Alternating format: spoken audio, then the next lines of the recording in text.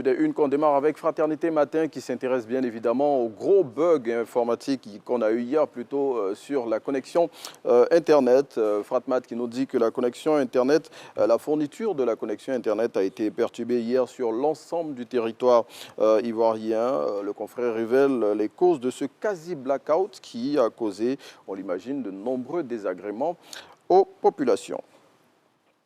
On reste avec le quotidien pro-gouvernemental qui propose dans son numéro de ce jour un reportage sur les cascades de Mans. Dans ce document, le confrère fait un plaidoyer pour la restauration de ce joyau touristique naturel qui, à l'époque, faisait la fierté de la région des montagnes.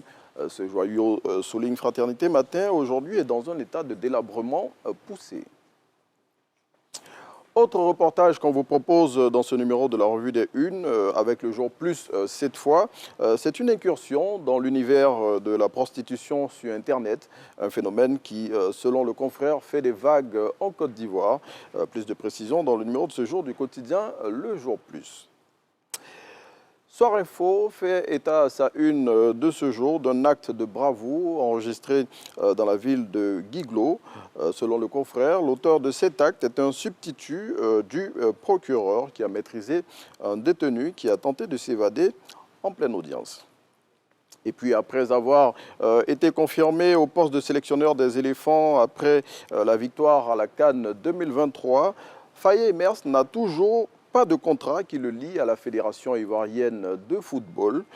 Selon Supersport, cette situation n'est pas du genre à séréniser l'environnement de l'équipe nationale. Voilà, on s'arrête ici pour la revue des Unes. Rassurez-vous, nous, on est très sereins dans cette émission de ce jour. Qu'on vous dit, on est très heureux de vous servir. On l'a dit en début, aujourd'hui, nous sommes avec la communauté béninoise de Côte d'Ivoire et c'est avec elle qu'on va s'intéresser à la culture de ce beau pays, je le rappelle, d'Afrique de l'Ouest qui fait frontière avec le Togo, le Nigeria, le Burkina Faso ou encore le Niger. Et ce pays, ces dignes fils et filles sont aujourd'hui avec nous et avec eux, on va s'intéresser à la riche culture de ce pays. Ce sera juste après ce que nous propose la régie.